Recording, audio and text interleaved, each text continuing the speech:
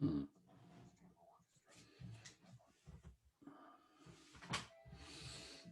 Let's see.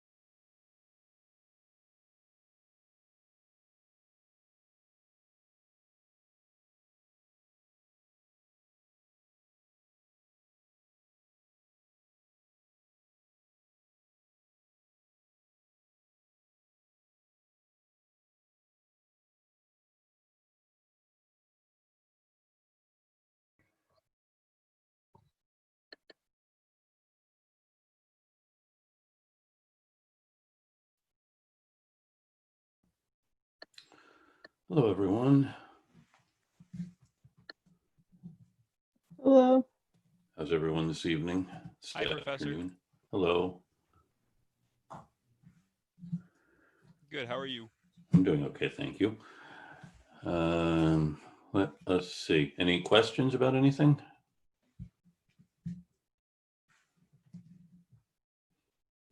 Good. Very good.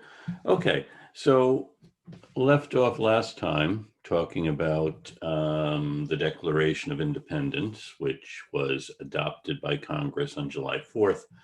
And then, of course, meant to be distributed throughout the colonies in red. And you'll find in some of the town meetings in Massachusetts, it's written into the town records, it's read in churches. That is, this is meant to be very much a public document. And in fact, it reached New York on the 9th of July, and Washington had the soldiers who were there preparing to defend New York muster at the Battery at Lower Manhattan, and had the Declaration read to them. And following that, there was a dramatic scene in New York when the soldiers and townspeople joined together and took down the equestrian statue of George III that stood in the area known as the Bowling Green in Lower Manhattan. I don't know if you're familiar with that particular area. And took down the statue and then melted it down. It was made of lead and melted it down to make bullets.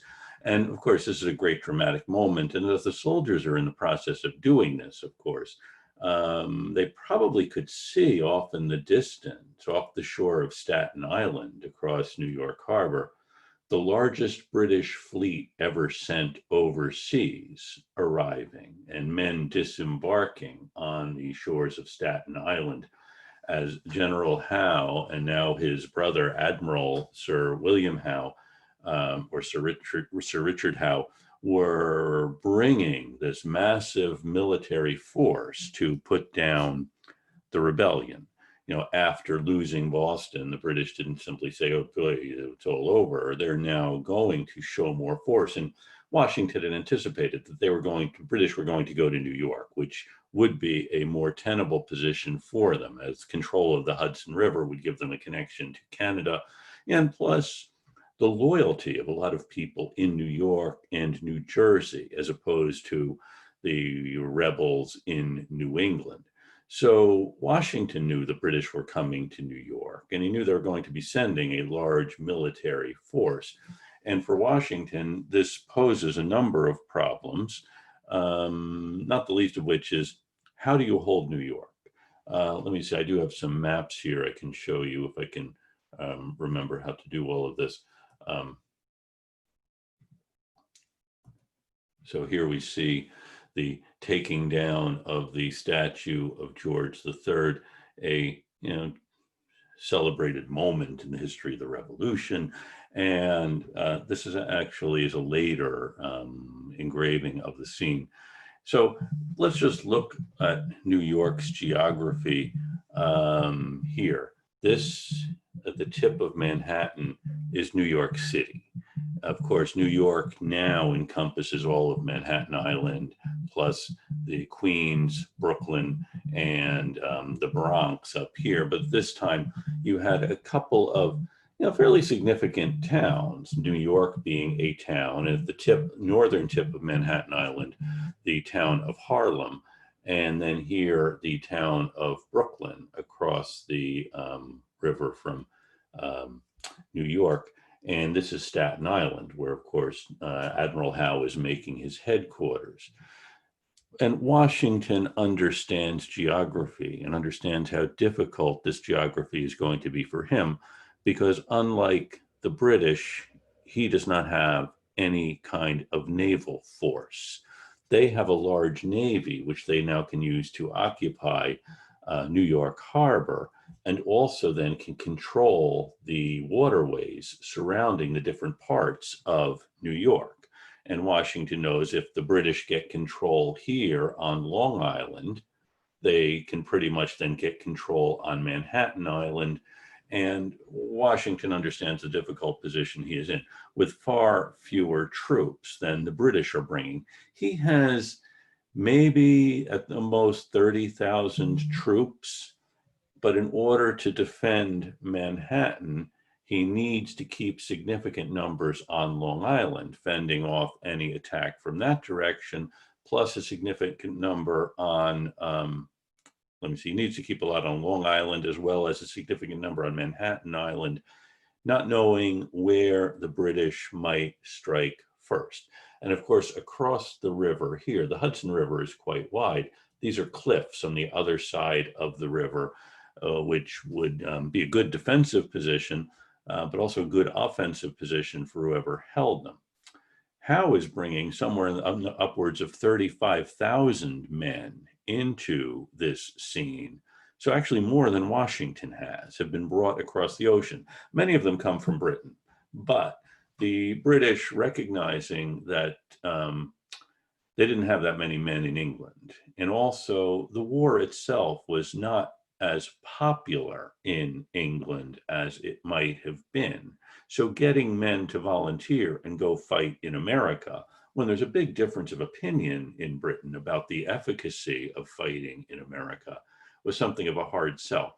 So rather than make the war more unpopular by sending more men from England to fight, the British government had decided to enlist, well, mercenary may be the wrong word for them, but technically that's what they were. And in fact, the British Crown was looking for possible partners in this venture, that is, European states who had a large military force which they might be willing to lease to the British Crown to fight in North America.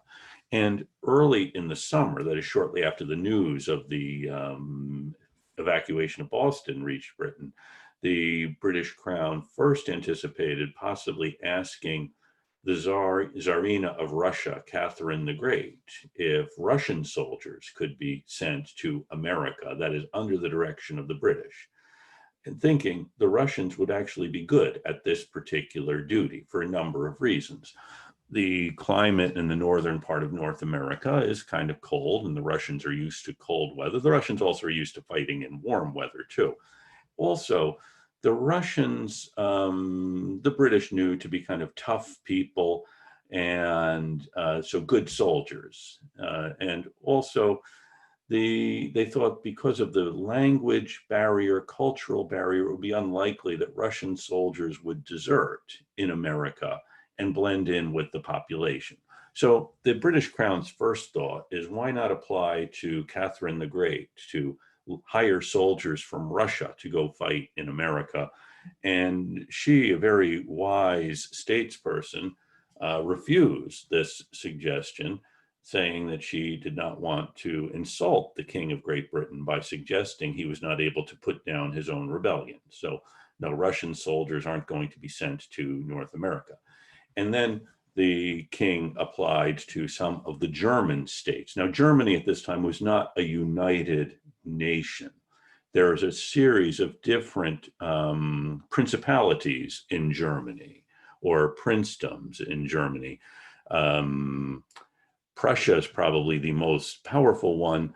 The king of Prussia, Frederick the Great, actually supported the Americans. He was kind of rooting them on. So he's not the person you're going to apply to send troops to America.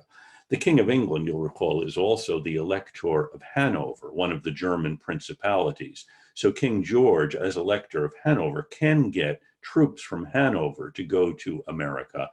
The problem here is, it's actually not a problem. It's simply George III is a pretty good, he's a good king. I fear I'll be struck by lightning by saying that here in Massachusetts, and also a good Elector of Hanover. And so he is not going to send his Hanoverians to America. Instead, he is going to send them to the British possessions in the Mediterranean, like Gibraltar and Malta and Minorca, and have the British troops stationed there sent to America. But then there are a couple of other German principalities, Hesse and Bavaria and Brunswick, with which the British Crown makes an agreement to send their troops. And their troops, in many cases, are German peasants who now are enlisted into their military force and sent overseas. And the agreement is this: the prince or the elector, the leader of whichever one of these principalities, is compensated for his people being sent to America. And he is paid every year by the British Crown for soldiers in service in America. And the soldiers, too, will be paid once they return home. If for some reason they don't return home, let's say they are killed in America, then whatever was going to come to them will go to the prince. So it's actually a good deal if you happen to be a prince in one of these German states to lease your soldiers to serve in this American war. So this is what's going on in Europe as a way of getting more men to go fight in America.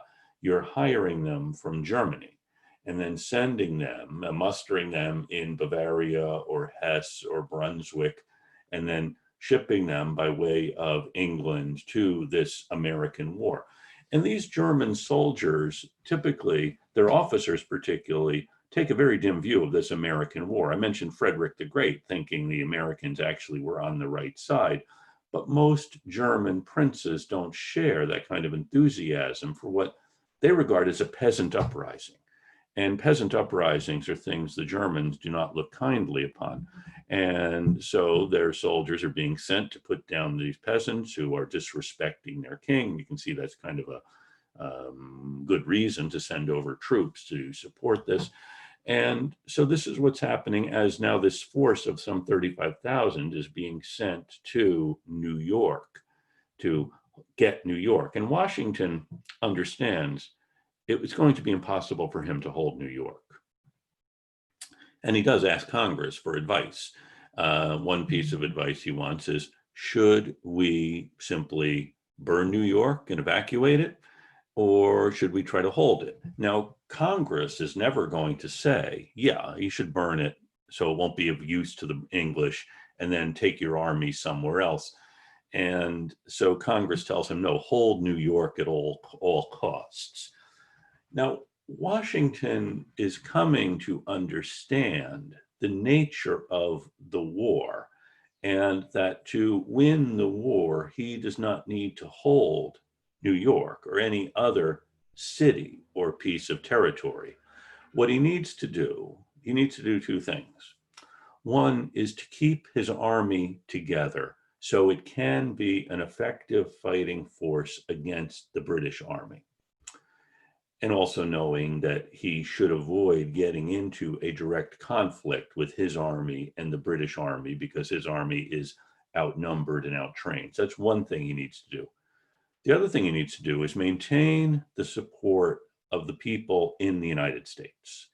And you lose that support if instead of protecting them, you and your army start attacking them.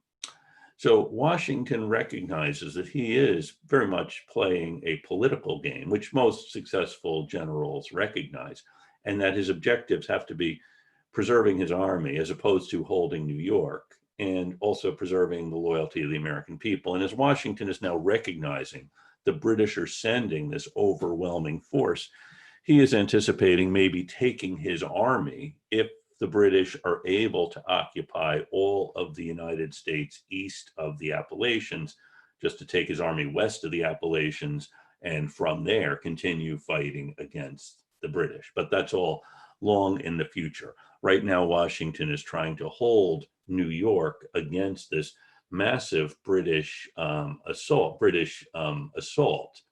So as you can see here, he's dividing his army between Manhattan and between Brooklyn.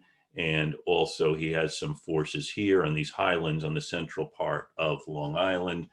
And then in the late summer of 1776, in August, the British do begin their invasion of Long Island, coming here to, I believe it's Sheepshead Bay, and then moving this way, overwhelming the small American forces here in these highlands of Long Island, and then very quickly actually taking control of most of Long Island and having this American force really bottled up in Brooklyn.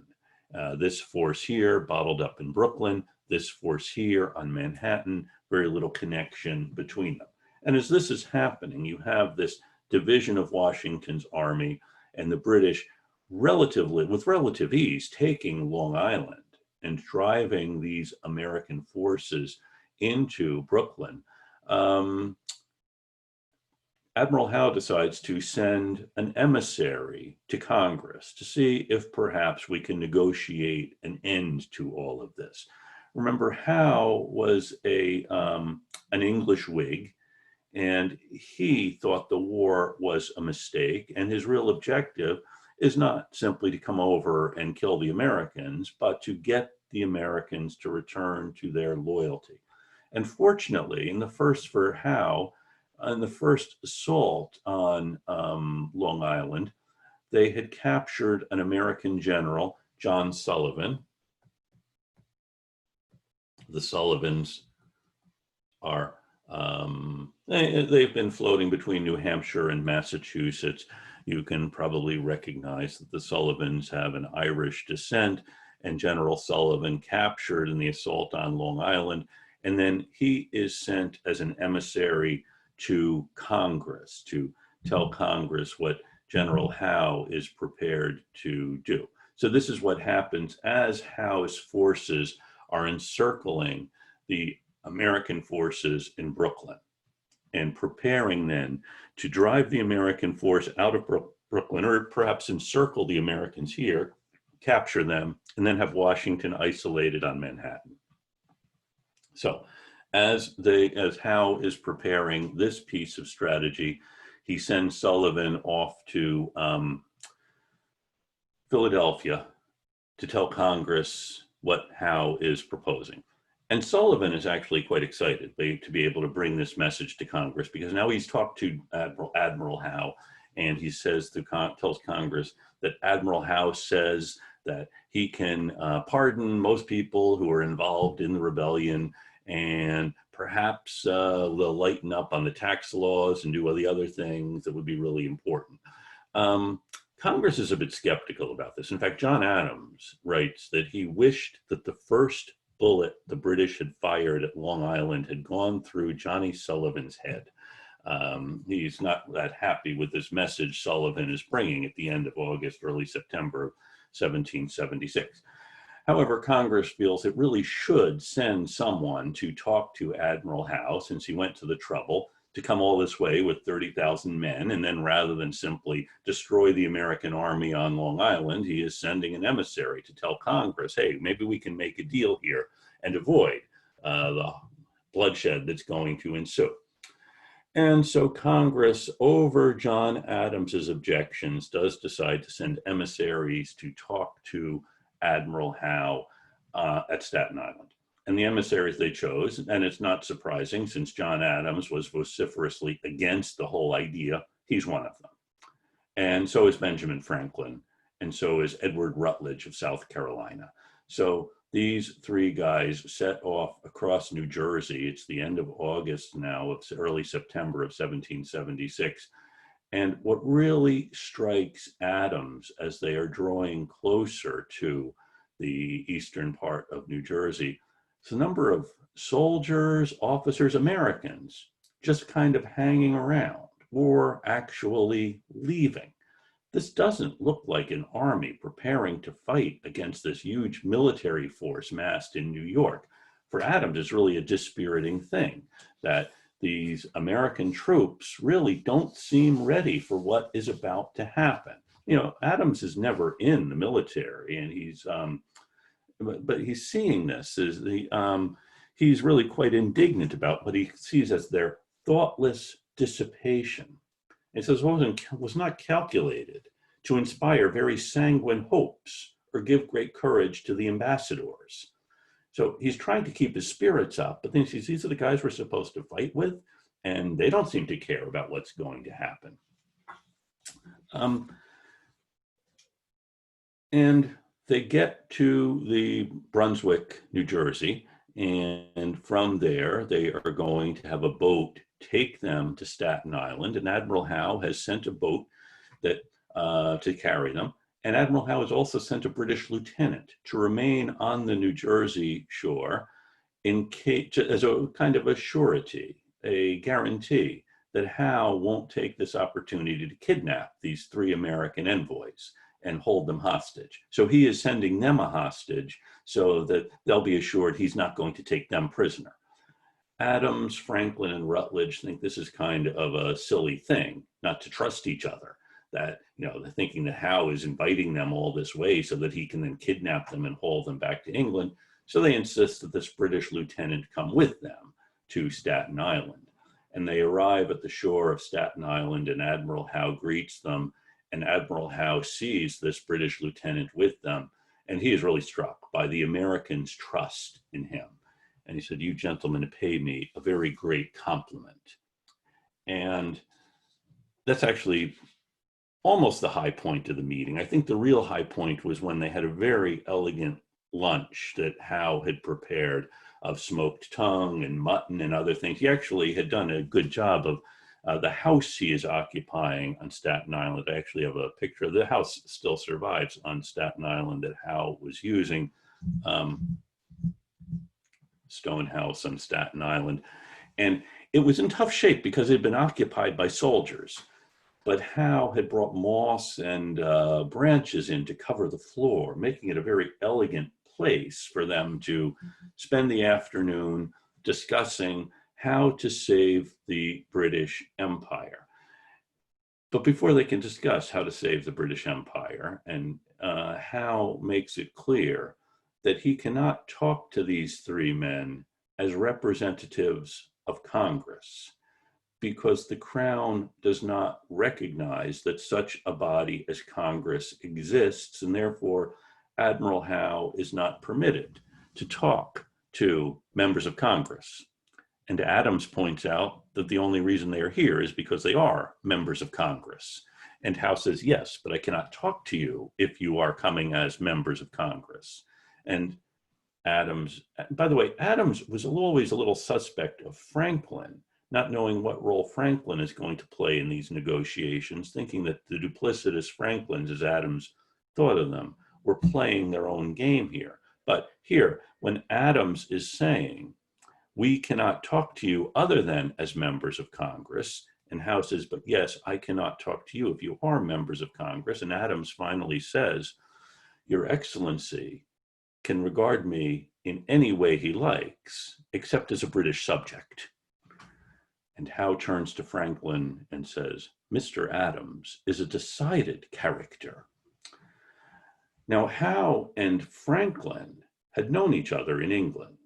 I think I might have mentioned Franklin during his year in England after his castigation at the Privy Council had been invited to play chess with a lady who turned out to be Catherine Howe, Admiral Howe's sister. And the invitation to Franklin to play chess with Catherine Howe was really a pretext so that Franklin and her brother, the Admiral, can talk about how to avert this calamity this was coming. This was in the waning months of 1774, and now it's about a year and a half later, and here is Benjamin Franklin again meeting Admiral Howe, this time in a stone house on Staten Island, and Howe has brought with him 30,000 troops to put down the American rebellion. And Franklin reminds Howe of this, reminding him that they had met, and he said, "You saw the tears stain my cheeks at the prospect that we could save this fragile china vase, the British Empire." But now Franklin says it's too late to try to save the British Empire. Franklin and Adams also realize Howe has said we can lighten up on the tax laws, but they know that Howe has no authority over Parliament. Parliament had passed those laws. Howe can't set them aside, no matter how much he would like. And they know that. And they also don't know that Howe has with him a list of Americans who will not be pardoned by the king. And one of them, of course, is John Adams.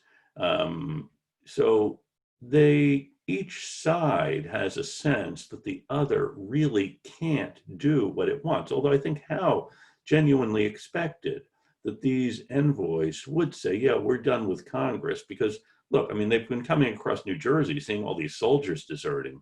what real chance do they have? And Howe does his utmost. Here's a scene of the interview with Lord Howe and Franklin, Adams, and Rutledge. And Howe reminds them, well, Howe, I should have mentioned, probably did, feels very kindly toward the Americans. His older brother, George Howe, had died in the 7 Years' War, leading troops from Massachusetts along Lake Champlain, and the Massachusetts Bay Province had paid for this memorial to George Howe in Westminster Abbey. This is really a big gesture on the part of Massachusetts, honoring Howe. This is before the revolution starts, before the trouble starts. So Massachusetts feels this connection with George Howe, the brother of William Howe and Richard Howe. And Howe tells these three American diplomats how strongly he feels about America. And he wants to avoid seeing America fall. He says, if America were to fall, I would feel as though I had lost another brother. And Franklin says, we will do our utmost to spare Your Excellency that mortification. And with that, having had their mutton and smoked tongue, the three Americans depart again for New Jersey to head back to Philadelphia. And Howe prepares now to crush the American army in Brooklyn. So before we get to the crushing of the American army in Brooklyn, there's another story about this travel, the journey that Adams and Franklin and Rutledge took to get to Staten Island. And along the road, there aren't hotels in New Jersey. If you're traveling, unless you could stay with friends, you would stay in a tavern. It's kind of an interesting thing. At this time, Franklin's son, William, is the governor of New Jersey, but Franklin is now estranged from his son, William. And in fact, shortly after this, William Franklin will be arrested by the New Jersey Patriot movement and will wind up being put into a prison in Connecticut. So Franklin could have stayed in the governor's mansion in New Brunswick, New Jersey, but chooses not to because he's no longer speaking to his son, William. And so instead, Franklin and Adams find a tavern in Brunswick, and the tavern was so full that not only could they only find one room, they could only find one bed to share. And Adams writes about this in his journal, that but one bed could be procured for Dr. Franklin and me in a chamber little larger than the bed, without a chimney, and with only one small window.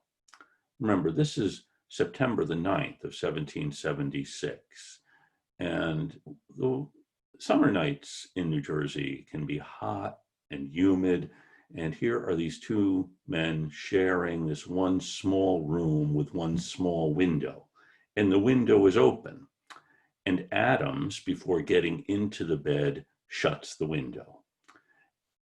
And Franklin tells him, don't shut the window, we'll be suffocated. And Adams was afraid of the evening air. This is a kind of a prevailing idea in the 18th century that the night air brings bad things unless you would sleep with the windows closed, lest you catch one of these contagions floating through the air. A prevailing idea, but not a very comfortable one. And Franklin replied, the air within this chamber will soon be, and now is, worse than that without doors.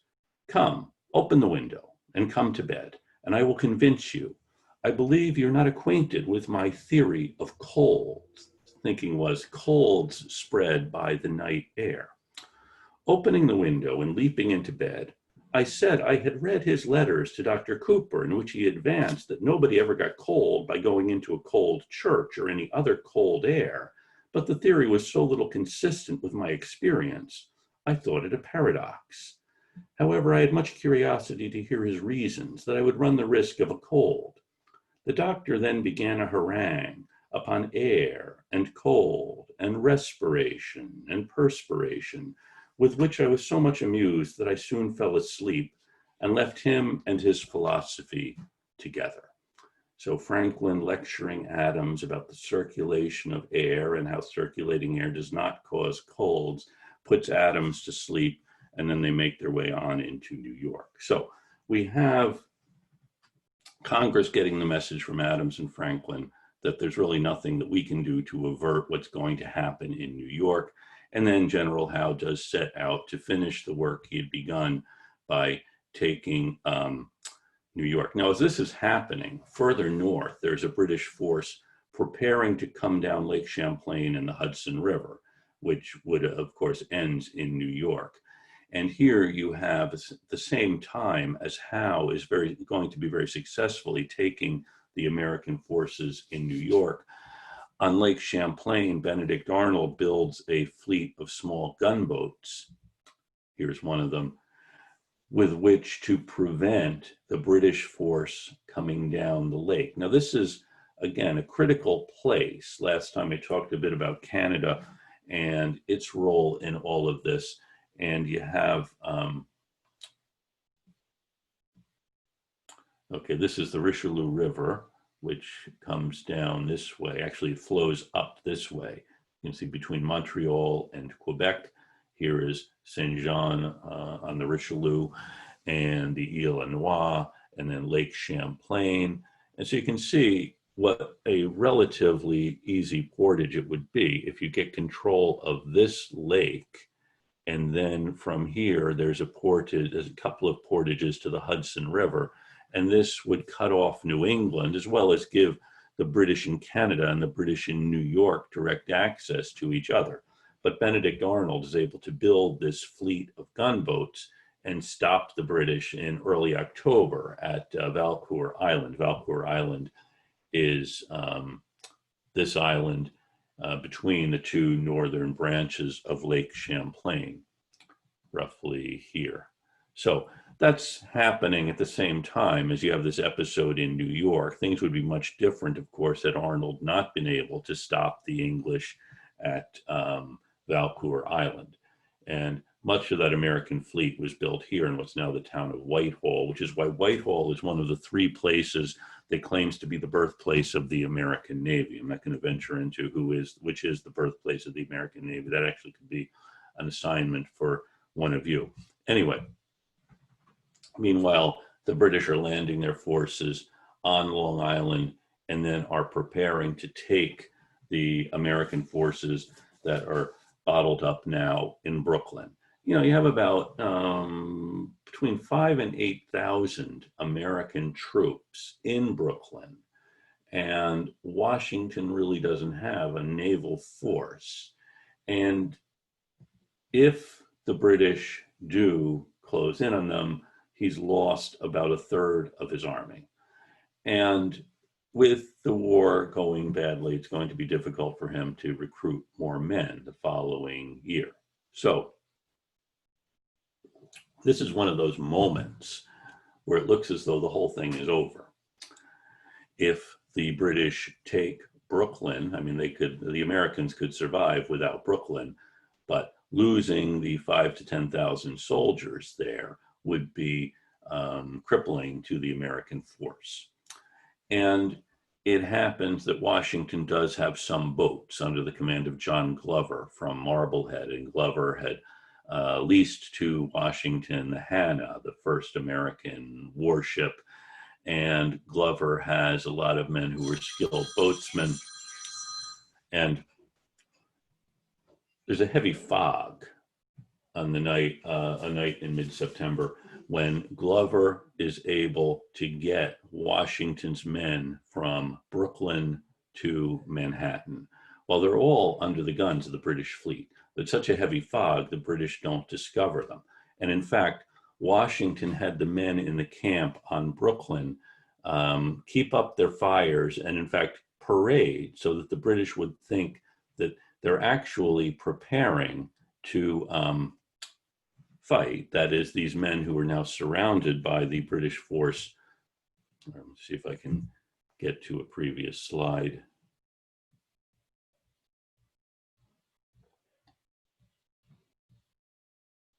Okay, so the Americans are here and the British are surrounding them. This is Lower Manhattan, which the Americans hold. Kips Bay is here. Kips Bay is roughly in the east 20s of Manhattan Island, if you're familiar at all with the geography of it.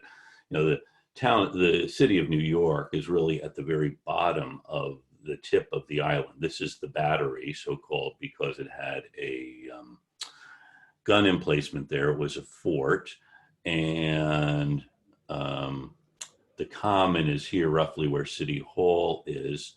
And you have, well, if you look closely, you'll be able to find Wall Street and Trinity. I believe this is Trinity Church. You know, this is the town of New York as it then was. And you get out of the town and you have Greenwich Village about here, and well, other notable points that we don't need to get into at the moment. And Glover is able to get most of Washington's army across while his men here are building fires and otherwise pretending that actually they're preparing to fight the British who are going to attack them the next day. This is one of the critical moments of the war when, and it's not going to be the last time, that Washington eludes the British and gets his men out of the range of the British, because Washington is now realizing that the critical thing really is keeping his army intact as opposed to fighting the British and trying to hold on to Brooklyn. So Washington able to get his men off of Long Island and onto New York so they'll be able to fight another day. And here you can see one of the scenes of this. And actually, the Washington was in Brooklyn overseeing this evacuation of the American forces. And he's actually the last one to leave Brooklyn, as the rest of the men now were safely aboard these boats and on their way to Manhattan. But even though they're on their way to Manhattan, Manhattan is still an untenable position for them. As Manhattan, as you know, is a long, narrow island. And there are lots of places where the British can land troops and separate the American forces, because along this island that is a long one, you have the town at the southern tip, you have the one connection to the mainland up here north of Harlem, King's Bridge, which is roughly here. Harlem Heights, now this is essentially, well, it's Harlem. Columbia University is in this area. And you have the village of Harlem to the north, the one connection here. So Washington has a long island to defend with about 25,000 men, and that number is shrinking. And knowing how many places there are where the British can land troops and thus make one position or another untenable for Washington. So, and what happens is the British do what is actually smart in terms of military strategy. They land at the center of the island at Kips Bay, and knowing that this will cut off the American forces down here from American forces north of the island. And to Kips Bay, where we have one of the episodes where Washington loses his temper. He comes on the scene as the British are bringing their boats ashore and landing men at Kips Bay.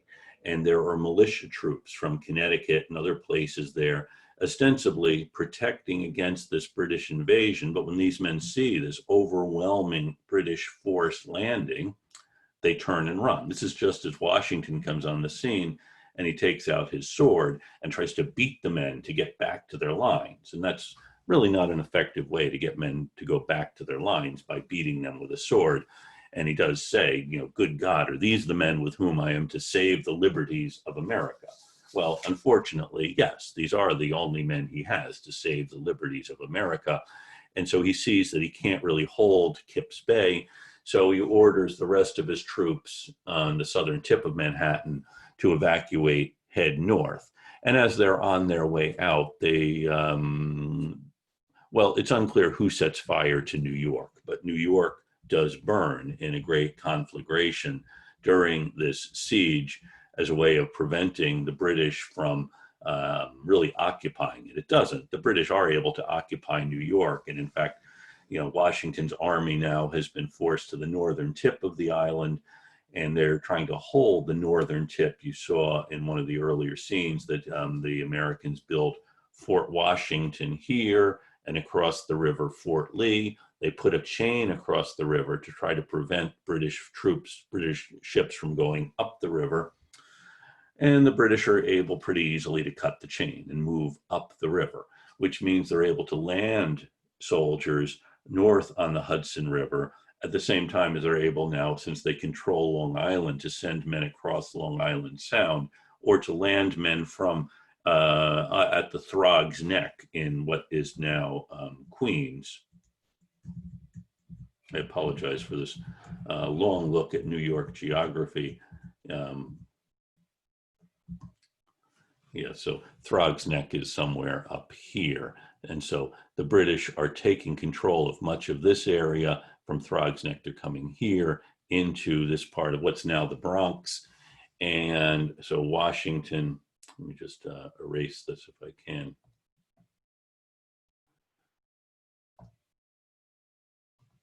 Now is moving his men this way, and the British are following.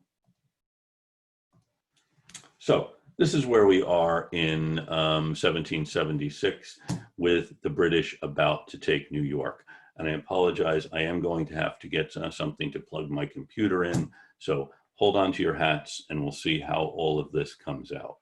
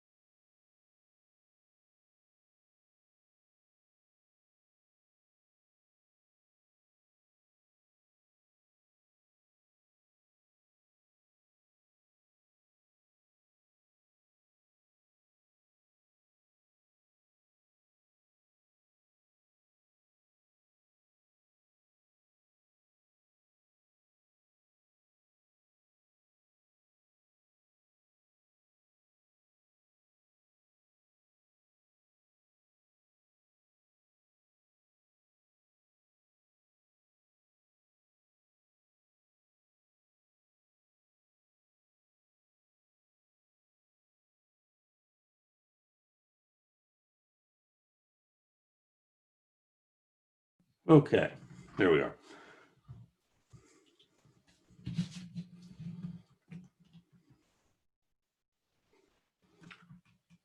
Any questions about any of this? So we're in mid-September right now, or Yes, yes. okay. Has Nathan Hale gotten involved? Like, has Nathan Hale been captured yet, or is that later?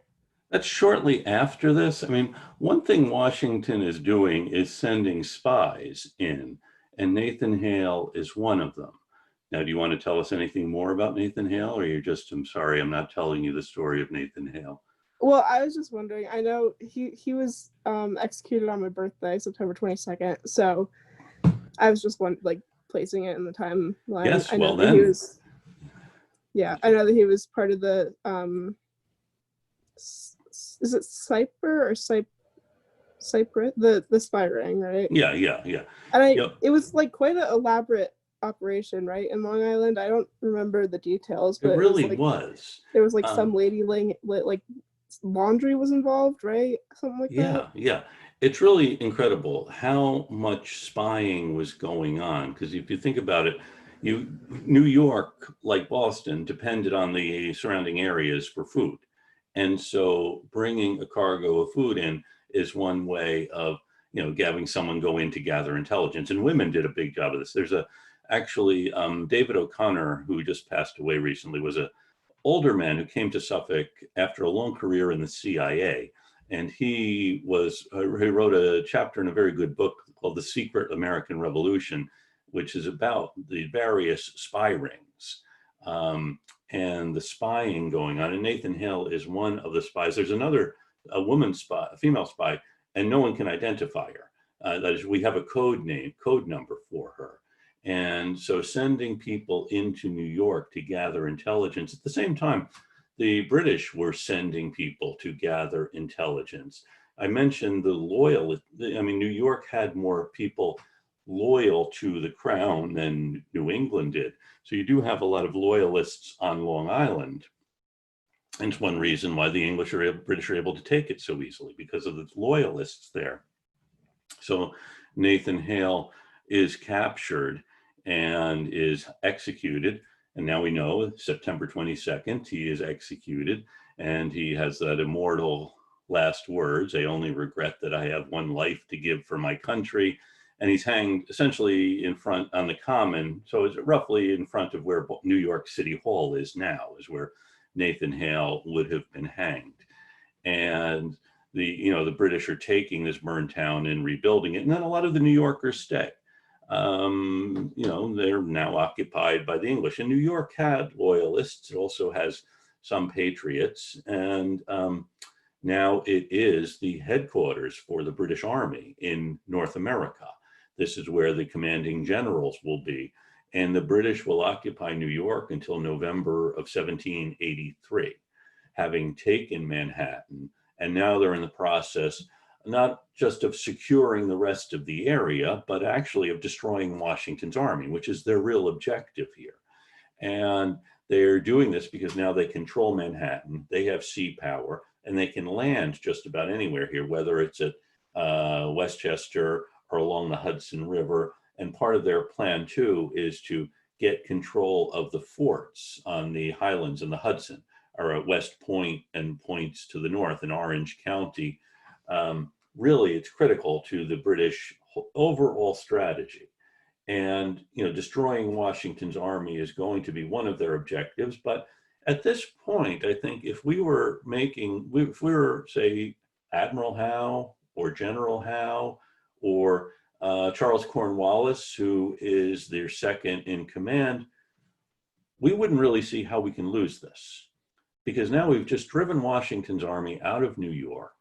We've seen, he's gotten away by being lucky, and he can only be lucky so long.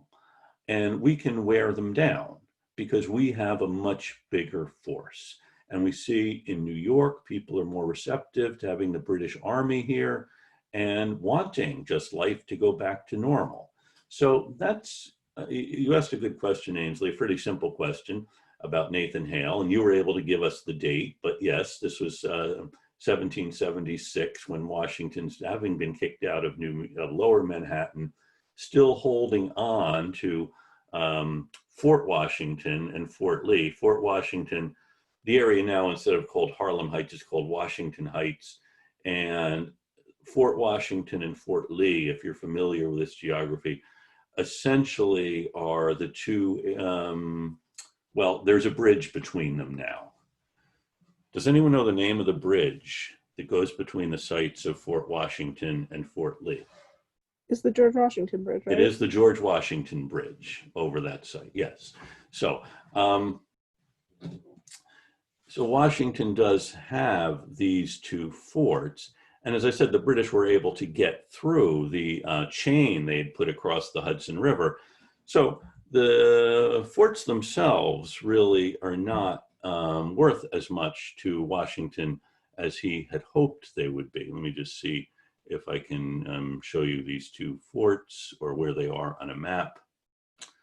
Yeah, here's Fort Washington and Fort Lee. So you see, no, okay, so battle here, September the 16th at Harlem Heights, which results in the Americans being, really pushed off of the island. And then they're still holding on in Westchester County and trying to hold the river here with this connection between Fort Washington and Fort Lee. And General Kniphausen, one of the Hessian generals, leads the assault on Fort Washington on the 16th of November, having to scale the heights and take the fort, which they do. Washington is across the river watching as his men are actually being routed at Fort Washington. And Kniphausen, German general, seeing this as a peasant uprising, and they bayonet the soldiers they capture at Fort Washington. And Washington's on the other side of the river watching this unfold as his men are being bayoneted by the conquering army. This is after the battle at White Plains in mid-October, late October, which has Washington's forces really scattering. A lot go across the river into New Jersey, which is why Washington's now at Fort Lee. But essentially over this 3-month campaign, and think about it, this is roughly the time since we started the semester until the middle of November. So think about it in terms of that. They've lost Long Island, Brooklyn, Manhattan, and now are being pushed completely off of the eastern side of the Hudson River. And of course, if they're able to maintain this rebellion with New England and Pennsylvania somehow connected, they're going to need to keep connection across the Hudson River. So all of this is really bad news for Washington and for his forces. And a lot of the men, just like those men just hanging around as Adams and Franklin were on their way to New York back in early September, sense this. The whole thing seems to be over. I mean, why are we even part of this army that just keeps getting kicked out of places? And, seems like a very long time since we forced the British to evacuate Boston. And now a much bigger British army led by Admiral Howe is really seems to be in control here. So Washington has his army disappearing as he's moving across New Jersey, now being chased by a British force. So 4 days after the fall of Fort Washington, the British cross over and take Fort Lee. And by this time, Washington and his forces are on their way out of the eastern part of New Jersey, and they are heading toward the Delaware River. And this is really a rout as Washington is being chased across New Jersey. And in fact, the British forces during Washington's retreat across New Jersey are mocking him by playing, they have their trumpeters, buglers play fox hunting tunes, knowing that Washington is a great fox hunter. So they're really making fun of Washington and these Americans. Washington, this Virginia fox hunter, is now getting kicked across New Jersey to the Delaware River. So this is the fall, early winter of 1776. And if we were putting money on this, we would probably say Washington, this is when Washington is talking about going west of the mountains, living in a wigwam. You'd probably prepare for that, because this does seem like it is the end of the whole rebellion. And what happens when Washington's army disappears? Is he going to be able to recruit another one in the spring? Now, the British are now just simply planning to, keep their forces in New York. In fact, they're starting to send men home because it seems like the rebellion is over. And what happens as they are moving across New Jersey is it's not British forces in New Jersey, it's German forces. And they're leaving German forces doing garrison duty in these various places in New Jersey. And the British are in New York, which is habitable, but the ones who are able to are getting on ships preparing to head home. And Washington remember, he had about 30,000 men at the beginning of the New York campaign. By the time his forces reach the Delaware River, he has about 3,000, maybe. 90% of his army has simply disappeared. They've gone home because they see this thing is over. And the ones who are still with him are there just because of stubbornness or because they know they get paid if they stay till the end of the year. But their enlistments are up on January 1st. Then nothing can keep them in the army. So Washington knows these 3,000 men are it, and they're all gone on the first of the year. He does a couple of things that are really pretty smart. One is when his troops get to the Delaware River, they find every available boat on the New Jersey shore of the Delaware River and cross the river into Pennsylvania, taking with them every available boat on the eastern shore of the river. That way, this German-British force that's chased them across New Jersey, they haven't brought any boats. They can't cross the river until it freezes. And even then, that's going to be trouble because a lot of rapids in the river. And so that's a smart thing. The other good thing that happens to Washington in this is this. Charles Lee was the second in command of the American Army. And Charles Lee was a British general. He had served in the British Army. And then after the 7 Years' War, he had retired to America, retired on a pension, a half pay from the British Army. And one of his regiments actually, that he had commanded is now chasing the American army across New Jersey. Lee had been up at the Highlands along the Hudson River. And as Washington is getting chased across New Jersey, he realizes it would be helpful to have more men here as opposed to up there. So he sends orders to Lee to come down and assist in New Jersey. And Lee takes his time. Lee was a general in the British Army. He begins to think that the real reason we're not doing any better here is because he is not first in command, but Washington is. And Washington to Lee seems inept. And if Lee were in command, things would be much different. You can see Lee is very fond of dogs. And he's also something of an odd-looking man, but we shouldn't hold that against him. And he then kind of slowly, in late November, early December, begins bringing his men down to join with Washington, although Lee thinks the whole thing is really over here. And what he should do is hold on to the Highlands to keep a connecting link. And then once the rest of Washington's army has disappeared, if Congress wants to continue the rebellion, they'll probably hire Lee to be the commander because he, after all, is a real general. And by the way, these are things Lee was happy to tell anyone who would listen to him. And he and his army are making their way down to save Washington. And his army is camped in an area near Elizabeth, New Jersey. And Lee, he's a real general. He's not going to be camping with his men. He instead is staying at an inn about 3 miles away. And it's, he's not getting an early start this day to go join Washington. So instead, he is sitting at the dining room table in this inn, telling anyone who will listen, including a couple of his staff officers, about how much better things would be if he were in command as opposed to Washington. And he thinks this is good. Once the Congress sees Washington's ineptitude, they'll sack him, replace him with Lee, and then you'll see a real general able to get things done. And he's sitting there expounding on this, wearing his dressing gown, essentially a rather elegant bathrobe. And one of his officers looks out the window and says, "There's a British patrol outside." In fact, there was. And the British patrol comes in and captures General Lee. And they are going to now hold him as a hostage. Now, according to the British, this is a great thing because now they've captured Lee, and Lee is the only real general in the army. Lee actually is more of a hindrance to the war effort than anything else, and it's probably a good thing he's captured at this moment and will remain captured for almost a year until, for some reason that I can't quite fathom, he's exchanged for an American officer who has been, or a British officer who's been captured.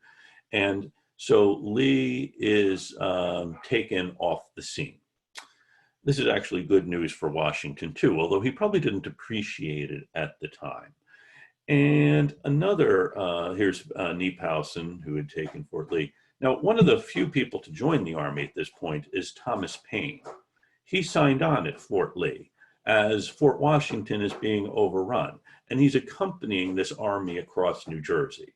And Paine has many faults, but he also is quite good with his pen. And as this Washington's army now is in Pennsylvania in December of 1775, or the year had 76, and remember the year had opened with Paine writing Common Sense, which is saying, we really can achieve independence. We should have done it sooner, but now is our chance. Now he again takes up his pen and he writes another little tract which he calls The Crisis. And it begins, "These are the times that try men's souls."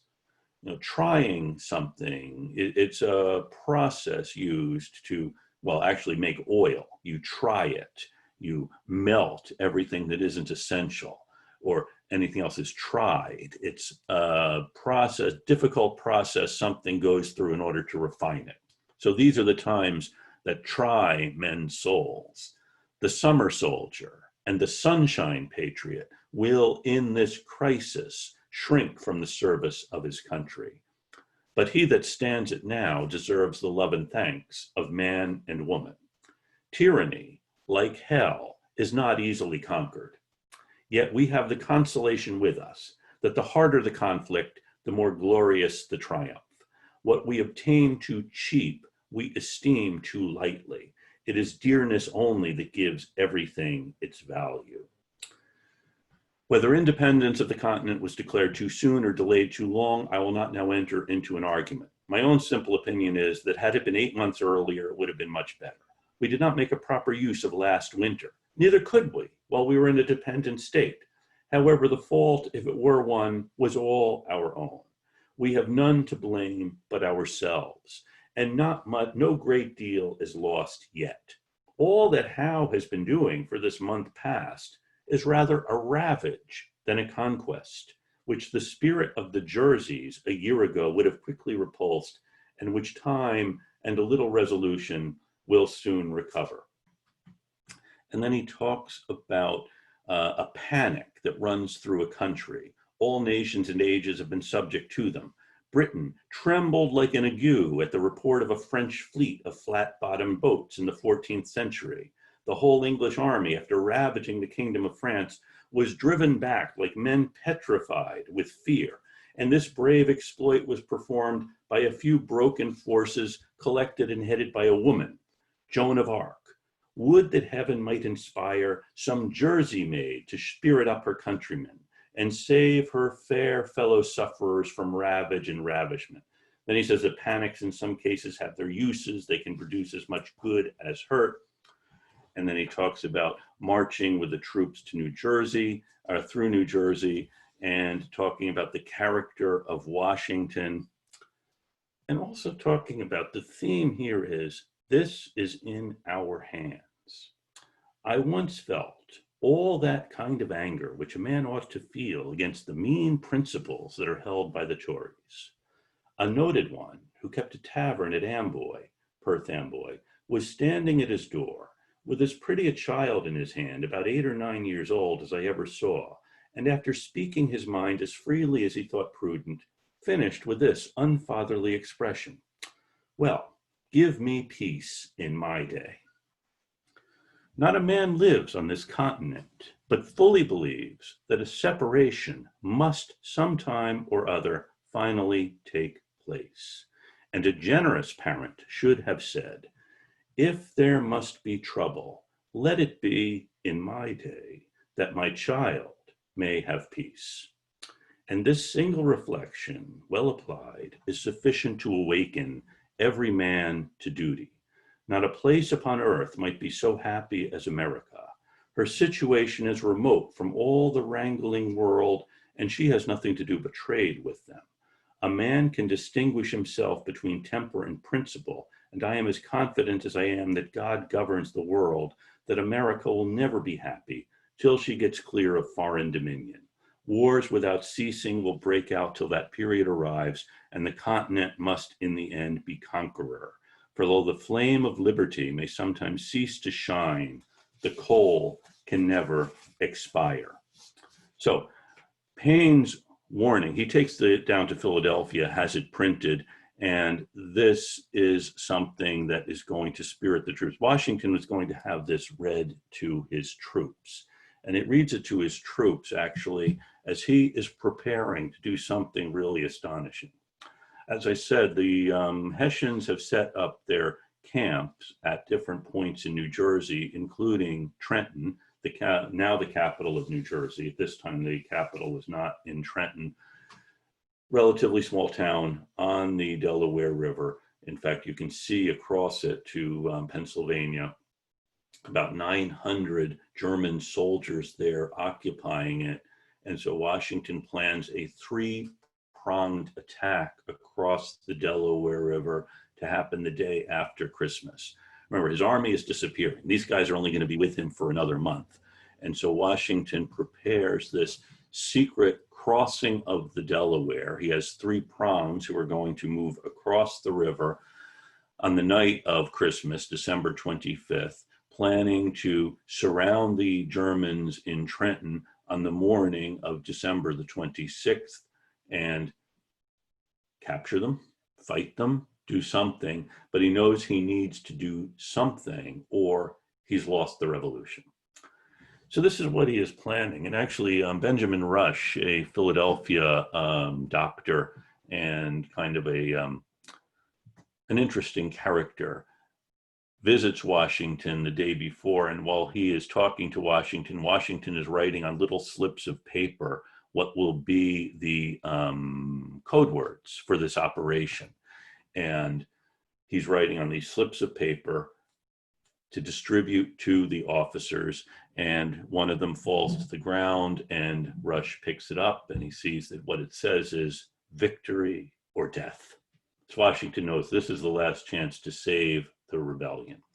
So, as I said, he plans to have three crossings, each with several hundred men. The weather is such, a storm blows up that night, and his is the only one that makes it across. And of course, this kind of an expedition always takes longer in practice than it looks like it will. And it's one of the great stories of history, how Washington crosses the Delaware on the night of December 25th, 26th, surprises this Hessian camp at Trenton, captures 900 of their soldiers, and then gets back across. Washington loses 2 men in this expedition who freeze to death. And they cross in these big iron-carrying boats. We might as well talk a little bit about the 2 great paintings of this scene that I'm sure you have seen. Okay, this is a painting done in the 1840s by a German. And it actually, the original actually was destroyed. As I said, he was a German artist painting in Germany, and his studio where this was bombed during the Second World War, another war involving the British, the Americans, and the Germans, and this time they were on somewhat different sides. And this copy of it is in the Metropolitan Museum in New York. And the artist is trying to capture something here. Actually, I'll show you the other one too. This one is in the Museum of Fine Arts in Boston. And this is called the Delaware Crossing. And this one was done in about 1819 by an American artist who went to the banks of the Delaware actually in December to paint the scene because he wanted to get it right as it would have been. And here you see Henry Knox on his horse. Knox was in charge of the artillery. And here you see the cannon being brought down to the river to load onto the boats. Of course, this is Washington on his horse This is James Monroe, who was an aide to Washington. And behind Monroe, you can see William Lee, who was Washington's servant or slave. And this is called the Delaware Crossing. And the artist did this to hang in the North Carolina State House. They commissioned him. They wanted this scene to hang in their state house when they were building it in the 18 teens. And there's a good lesson to be learned from this particular painting, which is to measure twice, cut once. The artist did the painting and he sent it down to North Carolina, and it was too big by about a foot. And they said, well, how about if you just take like 6 inches off here, 6 inches off here? He said, no, we can't possibly cut the painting because it's telling such an important story. So they rolled it up and sent it back to him. And then sometime around the turn of the 20th century, it found itself in the Museum of Fine Arts in Boston. You know, one of the problems with a painting this big, has anyone seen this painting? I should have asked that before I just started talking about it. Thomas Sully is the artist. Anyone seen it? James has. It was not on exhibit until within the last 10 years when the new American wing of the Museum of Fine Arts opened. And the entire American wing of the Museum of Fine Arts was designed so that this painting could hang on the first floor. All of the floors in the American wing are really calibrated on the first floor so the Sully painting can be on display. And imagine that. Imagine doing a painting like that one of the major art museums in the world is going to essentially to dedicate a wing to displaying. And Sully is trying to capture something with this painting, the Delaware Crossing, showing how tenuous the whole thing was. And it's a winter scene. We'll go back to it for a moment. You can see this gnarled tree. I'm sorry. But beyond it, you can see the sun rising. It's, or is it the sun setting? That's kind of a good question. Which angle are we looking at here? But that's the message of this painting.